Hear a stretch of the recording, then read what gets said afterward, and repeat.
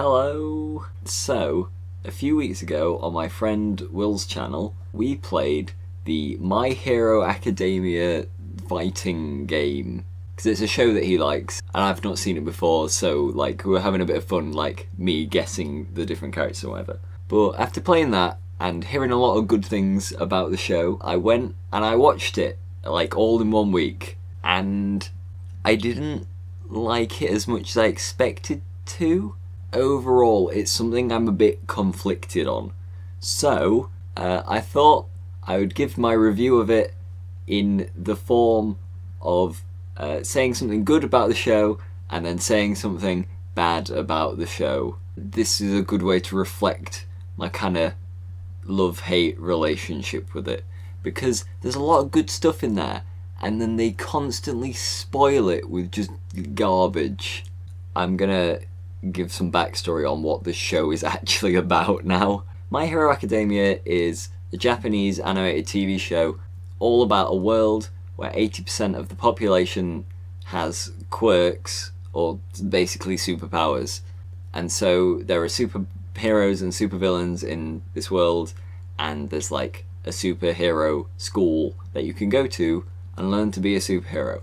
And the show's all about someone who didn't have a quirk and then kind of got one, and they managed to go to this school. So it's all about that. Obviously spoilers for the whole thing. I'm going to talk about all 3 series that are out now. First things first, here's a good thing. There are a lot of characters in the show and they're all fun and interesting, and like they've got good designs. It's the kind of thing where everyone's going to have their own favourite character. Like there's a lot of separately good characters in the show. Like All Might is a really good character. I like him a lot. Design wise and like personality wise, I think he's really great. Froppy is a character I hear a lot of good stuff about, and I can see why. Design wise, she's really cool. Having the superpowers of a frog is very interesting and different, and like personality wise, she's really good. Like overall, I think all of the characters are pretty good and are like just deep enough that you can like them a lot, and it's fun seeing them interact with each other, and like they've all got enough characteristics that you know what they're all about. On the flip side, there are far too many characters and they are all very shallow.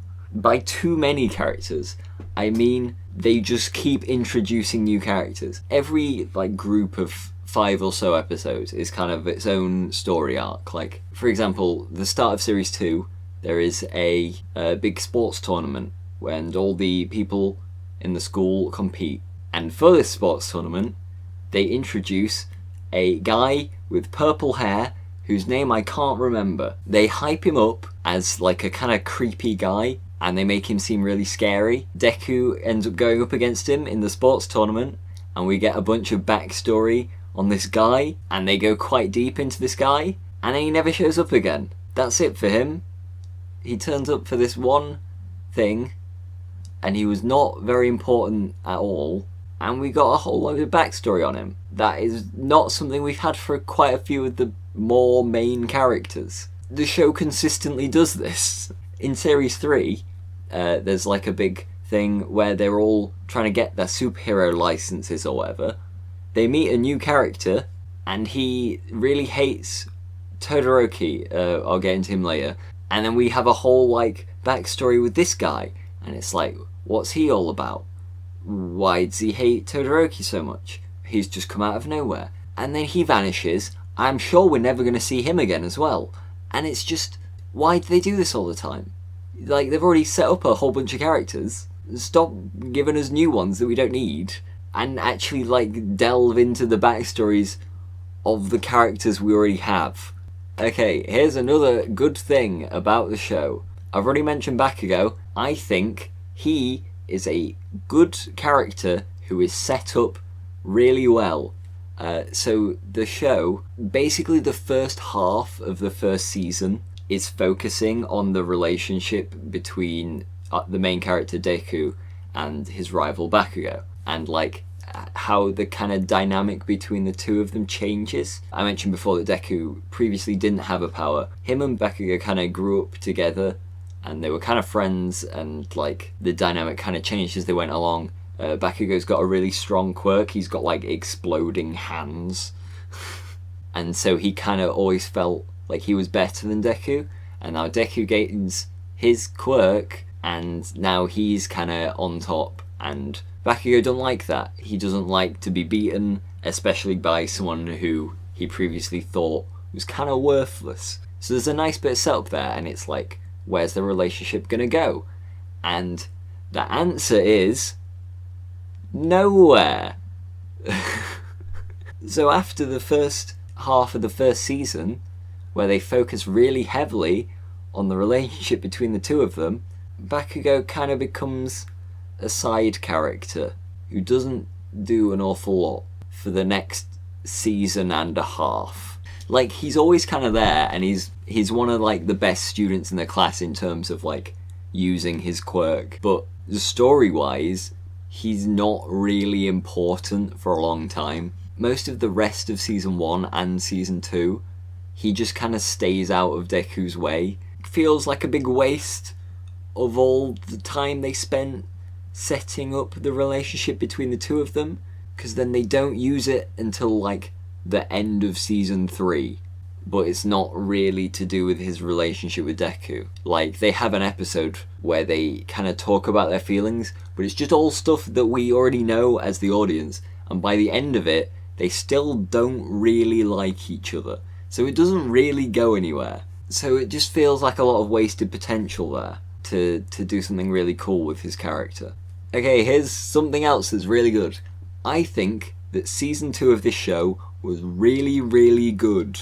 So after watching season 1 of the show, I was kind of disappointed. Kind of not a lot happens, and like the big finale is a bunch of villains show up, and then they all get beaten pretty easily, apart from this one dude who is like genetically engineered specifically to beat All Might. And the way that All Might beats him is he punches him a few times, and he's like, oh no, my punches aren't doing anything, because this guy's genetically engineered to absorb my punches. And the way that he beats him is he just has to punch him even more. All Might goes, how am I going to beat this guy? I can't punch him. I know, I'll punch him a lot. And it works. So I think season 1 is kind of bad. Like, not really bad. It was still like an enjoyable watch, but just unsatisfying. So season 2 comes along, and they're starting off with a big tournament, and they kind of delve into Todoroki's character. He was around in the first season, but he wasn't an important character. Like, you knew he was one of the top in the class, and you saw that he had ice powers, but you didn't know a lot about him. And it really goes into his backstory, and his backstory is way more interesting than anything else the show has done previously or since.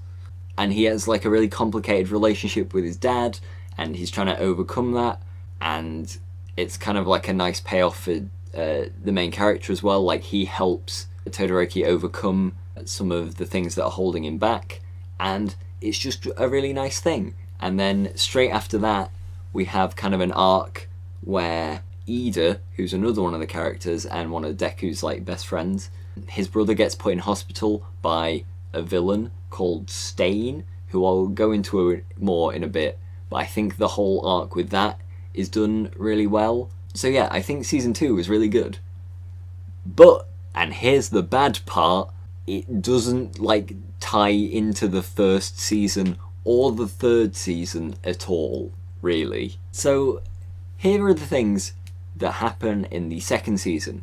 The 3 story arcs, basically. We've got big sports festival, Stain, the hero killer, and we've got students have to pass an exam. Those are like the 3 things that happen in the second season. And they're not related to the first season at all, because in the first season, it's all about Deku and Bakugo's relationship. Bakugo doesn't do anything, basically, for the whole season. And then the League of Villains show up, but then in season 2, the League of Villains, they're off doing evil stuff in the background, but they're not really interacting with the main characters. Season 2 is the best season of the show, and it's completely unrelated from the main plot. It's just so weird. Like, the main plot of the show is to do with like this league of villains, and Stain specifically says he don't want to be part of it, and he just goes off on his own. And the League of Villains sucks. Like, none of the characters are interesting. It's man with hands on him. I don't care. So I mentioned Stain. Now I'm going to talk about how Stain is really good. So the League of Villains show up in the first season, and they attack part of the school, basically, where all the main characters are. And they're here to kill All Might. And they fail. I've already talked about how they fail. But the main bad guy is covered in hands, and his power is if he touches you with all of his fingers, you like disintegrate or something. It's a really stupid power. And like, his character is he's just a creepy man. Like, they kind of go into it more later, but it doesn't matter. So when season 2 comes around, we've got Stain. He's got a lot more personality. He's also very creepy, but like, you kind of get it, and he's doing bad things, but you can understand why, because when the whole hero business like rose up, they then had to find a way to like compensate the heroes for the work they've done. So hero work is like a highly paid job, and Stain comes along and he says people should be heroes because being a hero is the right thing to do. So he goes around killing heroes that he deems as doing a bad job. Obviously, like, a horrible thing to do, but it's a lot more interesting than the other villains so far. You can kind of understand where he's coming from, even though it's so obviously messed up. He tries to kill Ida's brother, so we've got some stakes in the story, whereas all the other villains are just completely unrelated, and they just kind of turn up to attack the kids just because. So Stain's a really good villain, but he's handled quite badly, because once he turns up and he's murdering people, and then he tells everyone like, I'm murdering these people because they're not true heroes, they're doing it for fame, they're doing it for money, they're doing it for all the wrong reasons. And everyone's like, hey, that Stain's got some points, doesn't he? This is a man going around murdering people with a big sword. And then the students in the school are like, I know he stabbed your brother, Ida, but that Stain's a pretty cool guy. I think a lot of it might just have been like weird translations. So I watched the subbed version of the show rather than the English dub, and I think the translation might have been a bit weird, so it might have come across as very insensitive. But it's like, everyone's just constantly saying how cool this guy is, and he's not. He's a murderer. He's a nasty, horrible murderer. But he is a more interesting character and better written character than any of the other villains. So I'll give him that. So when I started watching the show, I saw that there were 3 seasons of the show. I was kind of like relating it to kind of like a university course, because I know it's based on a school. And I thought, oh, 3 seasons of show, that's like 1 for each year that they spend at the school. But we've just finished season 3, and we're like barely halfway through their first year. They have their summer holiday at the start of season 3. It's taken a really long time, and sure, quite a lot's happened, but you just know that this is going to go on for like 12 seasons. And like, now that I've started, I'm invested enough that I'll probably have to keep watching it, and it's just a lot. It's just an awful lot. Here's just a bad thing about the show as well. Mineta, if you've not watched the show, he's just a big pervert, and he's horrible. He's just a little gremlin man who's just awful, incredibly annoying, and apparently he is the author's self-insert. Why would you do this to yourself? I mean, you can kind of tell the author's not like a fab guy because of the female characters in the story. Like, there's one character, and her power, she can create objects, but the objects like come out of her skin, so she has to have a lot of skin showing at all times.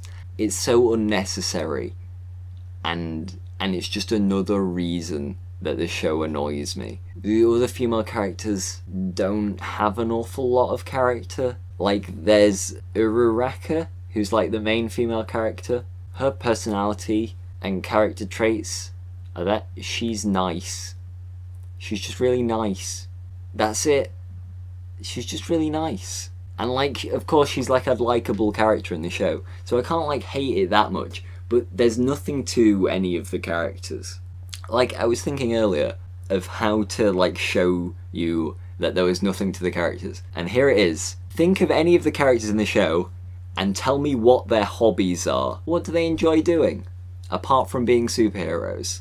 The examples I could come up with is the main character Deku likes watching superheroes and making notes on those, and that's all we ever know about him. There is another character who we know likes baking, but he's such a minor character, it's so annoying that they gave him a hobby before they gave any of the other characters one.